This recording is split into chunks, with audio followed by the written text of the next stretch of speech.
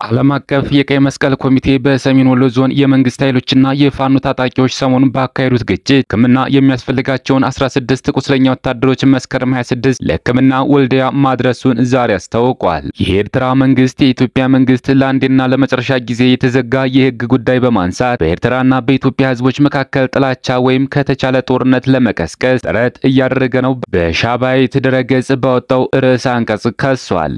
መርጦ ለማርያም አስደናቂ ኦፕሬሽን ተሰርቶ ውሏል። ፈጥኖ ደራሹ 9ኛ ሳሙኤል አወቀ ክፍለ ጦር መርጦ ለማርያም ከተማ በአገዛዝ ሰራዊት ላይ የተሳካ ድምሰሳ አድርጓል። የተማሪዎች ምደባ ሊቆም ነው። የዩኒቨርሲቲ ትምህርት ከእንደዚህ ቀደሙ በትምህርት ሚኒስቴር ምደባ ሳይሆን በተማሪዎች ምርጫ ይሆናል ተብሏል። በተፈጥሮ ጋዝ የሚሰሩ ተሽከርካሪዎች ከቀረጥ ነፃ ወደ ሀገር እንዲገቡ ተወሰነ። ኢብራሂም ትራኦሬን ለማስገደል ሲሰልሉ ነበር የተባሉት ግለሰቦች ተያዙ። ከመጨረሻው ድረስ አብራችሁ ተቆዩ። እነዚህና ሌሎች ያልተሰሙ መረጃዎችን በዝርዝር እናስደምጣችኋለን። የሚዲያችን ተደራሽነት እንዲበዛ ቪዲዮ ላይክ፣ ቻናሉን ሰብስክራይብ እና ሼር እንዲሁም ኮሜንት መስጫ ሳጥን ድል ለአማራ ፋኖ የሚል አስተያየት እያስቀመጣችሁ አብራችሁን ሆኖ እነሆ ወደ መረጃችን ገባን። ዓለም አቀፍ የቀይ መስቀል ኮሚቴ በሰሜን ወሎ ዞን የመንግስት ኃይሎችና የፋኖ ታጣቂዎች ሰሞኑን ባካሄዱት ግጭት ሕክምና የሚያስፈልጋቸውን 16 ቁስለኛ ወታደሮች መስከረም 26 ለሕክምና ወልዲያ ማድረሱን ዛሬ አስታውቋል። በግጭቱ ከባድ ጉዳት ለደረሰባቸው 250 ሰዎች የቀዶ ጥገናና የሕክምና እርዳታ መስጠት የሚችሉ ድጋፎች በአካባቢው ለሚገኙ 6 የጤና ተቋማት መስጠቱንም ቡድኑ ገልጿል። ሁሉም ወገኖች የሲቪሎችን ምርኮኞችና ቁስለኞችን መብቶች እንዲያከብሩ የጠየቀው ቡድኑ እስረኞችን ለማስለቀቅ ገለልተኛ ሚና ለመጫወት ዝግጁነቱን ለሁለቱም ወገኖች ማሳወቁን ገልጿል። የኤርትራ መንግስት የኢትዮጵያ መንግስት ለአንዴና ለመጨረሻ ጊዜ የተዘጋ የህግ ጉዳይ በማንሳት በኤርትራና በኢትዮጵያ ህዝቦች መካከል ጥላቻ ወይም ከተቻለ ጦርነት ለመቀስቀስ ጥረት እያደረገ ነው በሻባይት ድረገጽ ባወጣው ርዕሰ አንቀጽ ከሷል። የኤርትራ ህዝብ ብዙ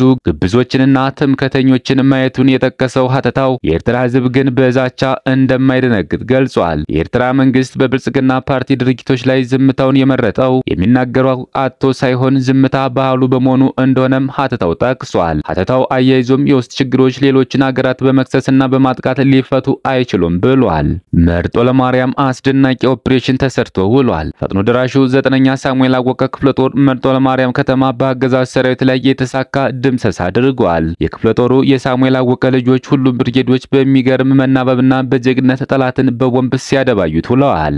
አፍባሃ ምዕራብ አማራ ቀጠና ቴዎድሮስ ዕዝ መስከረም 30 2018 ዓ.ም ጠላት አሁናይብ ላይ በተደረገው ከ6 ሰዓት በላይ በፈጀ እልህ አስጨራሽ ውጊያ የፋኖን ጥይትና ቦምብ መቋቋም ሲያቅተው አብዛኛው ኃይሉን ካስጨረሰ በኋላ ፋኖ አይተኩስብኝም በማለት የአሁናይብ ቤተክርስቲያን ቁልፍ ሰብሮ በመግባት መቅደሱ ላይ ምሽግ ሰርቶ ይገኛል። በተለያዩ ቦታዎች የቀጠለው ውጊያ ዛሬ ከቀኑ 6 ሰዓት ጀምሮ የክፍለ ጦሩ አካል የሆነው አባይ ሸለቆ ብርጌድ፣ አረንዛው ጎንቻ ብርጌድ፣ ሶማ ብርጌድና የክፍለ ጦሩ መቻይል ጋር በጋራ ባደረጉት ኦፕሬሽን በርካታ ምሽጎችን በመስበር ጠላትን በየምሽጉ መቅበር ተችሏል። ጀግኖቹ የቁርጥ ቀን የአማራ ልጆች በአገዛዝ ወንበር አስጠባቂ ወታደር ላይ ሙሉ ከተማውን ከበባ በማድረግ ጥቃት የፈጸሙ ሲሆን በጉንጓና ካምፕ፣ ዶማ ትምህርት ቤት፣ አዊናይብ ቤተክርስቲያን፣ ኮሌጅ፣ ሆስፒታልና ሸራፊት በተባሉ የተለያዩ ቦታዎች የሰፈረው የአብይ የግል ጠባቂ ኃይል በበርካታ አቅጣጫዎች በመክበብ ሲያራግፉት ውለዋል። የክፍለ ጦሩ ወታደራዊ አዛዦች ከብርጌድና ከሻለቃ አመራሮች ጋር ባደረጉት የተቀናጀ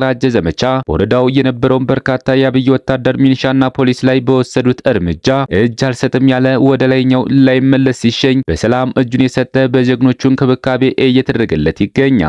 የአማራ ወዳደር ሚሊሻ ስብስብና የአገዛዙ ታማኝ ጥምር ሚሊሻዎች ጭምር መደበኛ የተባለው ከየጫት ቤቱ ታፍሶ የመጣው የምርኮኛው ብርሃኑ ጁላ ጦር መያጃቶ ሲጨነቁ ውሏል። ከፍተኛ ማዕረግ ያላቸው የመከላከያ አመራሮችና ታማኝ ካድሬዎች ጨምሮ በጀግናው 9ኛ ሳሙኤል አወቀ ክፍለ ጦር በተወሰደባቸው መብረቃዊ ጥቃት መደምሰሳቸውንና እጅ መስጠታቸው ተረጋግጧል። በሌላ በኩል አረንዛው ጎንቻ ብርጌድ ቡዛ ትምህርት ቤትና ቴክኒኩ ላይ ትንኮሳ ያደረገ ሲሆን በጠላት ላይ ሰብአዊና ቁሳዊ ኪሳራ አድርሷል ሲል ሶማ ብርጌድ ጫን ያለው ሻለቃ ፈለገ ከተማ ላይ ደፈጣ በመጣል ውጊያ ከፍታውላለች። መረጃው 9ኛ ሳሙኤል አወቀ ክፍለ ጦር ህዝብ ግንኙነት ኃላፊ ነው። ይህ ተማሪዎች ምደባ ሊቆም ነው። የዩኒቨርሲቲ ትምህርት እንደዚህ ቀደሙ በትምህርት ሚኒስቴር ምደባ ሳይሆን በተማሪዎች ምርጫ ይሆናል ተብሏል። ትምህርት ሚኒስቴር በሚቀጥሉት ዓመታት የተማሪዎች ምደባ እንደሚያቆም ሚኒስተሩ ፕሮፌሰር ብርሃኑ ነጋ ገልጸዋል። የትምህርት ሚኒስቴር ከመንግስት ዩኒቨርሲቲዎች ጋር የ2018 ዓ.ም የትምህርት ዘመን የቁልፍ ተግባራት የፊርማ ስነ ስርዓት በዛሬው ዕለት ያካሄደ ሲሆን በዚህም የትምህርት ሚኒስቴር ፕሮፌሰር ብርሃኑ ነጋ ጠንካራ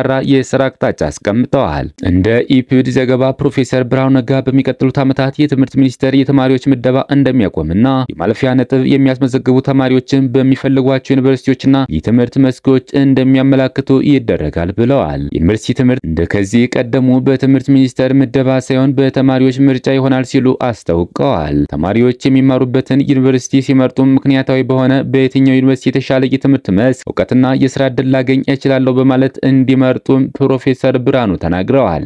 በተፈጥሮ ጋዝ የሚሰሩ ተሽከርካሪዎች ከቀረጽ ነፃ ወደ ሀገር እንዲገቡ ተወሰነ። ይህ መመሪያ ከመውጣቱ በፊት ነዳጅ የሚጠቀሙ ተሽከርካሪዎችን ለማስገባት ከተፈቀደላቸው ውጭ በነዳጅ የሚሰሩ ተሽከርካሪዎች ማስገባት ሙሉ ለሙሉ ታግዷል። በተፈጥሮ ጋዝ የሚሰሩ ማናቸውም አይነት ተሽከርካሪዎች ከቀረጥ ነፃ ሆነው ወደ ሀገር እንዲገቡ ተወስኗል ያለው የገንዘብ ሚኒስቴር ነው። ኢትዮጵያ ከፍተኛ መጠን ያለው የተፈጥሮ ጋዝ ክምችት ያላት መሆኑ ቢታወቅም ለዘመናት የዚህ የተፈጥሮ ሀብት ተጠቃሚ ሳትሆን ቆይታለች። ይህንን ሁኔታ ለመለወጥ መንግስት ሲያደርግ የቆየው ሁሉ አስጨራሽ ጥረት ተሳክቶ በቅርቡ በካሉብ አካባቢ የሚገኘውን የተፈጥሮ ጋዝ ጥቅም ላይ ማዋል የሚያስችል ኢንዱስትሪ ተመርቆ የተፈጥሮ ጋዝ የማምረት ስራ በይፋ ተጀምሯል። ይህን ምርት ለሀገር ውስጥ ገበያ በማቅረብ ቤንዚንና ናፍታ የሚጠቀሙ ተሽከርካሪዎችን የተፈጥሮ ጋዝ በሚጠቀሙበት ተሽከርካሪዎች መተካት አስፈላጊ መሆኑን አጽንኦት ሰጥተዋል። የተፈጥሮ ጋዝ የሚያመነጨው በካይ አየር እጅግ በጣም ዝቅተኛ የሆነ ለተለያዩ የኃይል ምንጭ አገልግሎት ሊውል የሚችል በኃይል አጠቃቀም ረገድ ውጤታማነት እንዳለው የገለጸው ሚኒስትሩ የተፈጥሮ ጋዝ በኢትዮጵያ የሚመረት በመሆኑ ለነዳጅ ግዥ የሚወጣውን የውጭ ምንዛሬ ያስቀራል ብሏል። በመሆኑ መንግስት የተፈጥሮ ጋዝ አጠቃቀምን ለማበረታታት ይህ መመሪያ ከወጣበት ቀን ጀምሮ ሙሉ በሙሉ በተፈጥሮ ጋዝ የሚሰሩ ማናቸውም አይነት የደረቅ የፈሳሽ ጭነትና የህዝብ ማመላለሻ ተሽከርካሪዎች ከጉምሩክ ቀረጥ ነፃ ሆነው ወደ ሀገር እንዲገቡ መፈቀዱን አስታውቋል።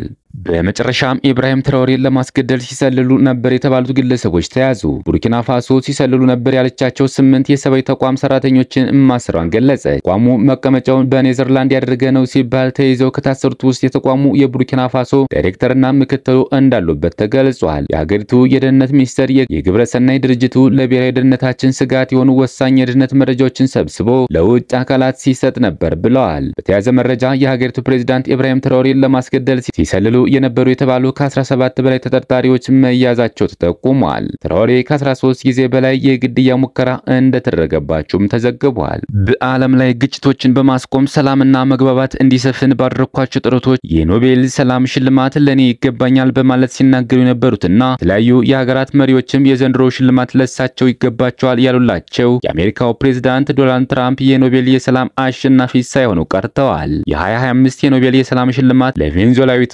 የተቃዋሚ መሪ ማሪያ ኮሪያና ማቻዶ ተበርክተዋል። ማቻዶ በቬንዙዌላ ለዲሞክራሲና ለሰብአዊ መብት መከበር አድርገውታል በተባለ ያለሰለሰ ትግል ነው ተሸላሚ የሆኑት። ክቡራትና ክቡራን የቻናላችን ቤተሰቦች ለሰዓቱ ያዘጋጀናቸው መረጃዎች እነዚህ ሊመስሉ ነበር። በሌላ የመረጃ ሰዓታችን እስክንገናኝ ድረስ የዩቲዩብ ቻናላችን ሰብስክራይብ፣ ሼር እንደዚሁም ላይክ እያደረጋችሁ ጠብቁን። ቸር ያገናኘን። መልካም ቆይታ።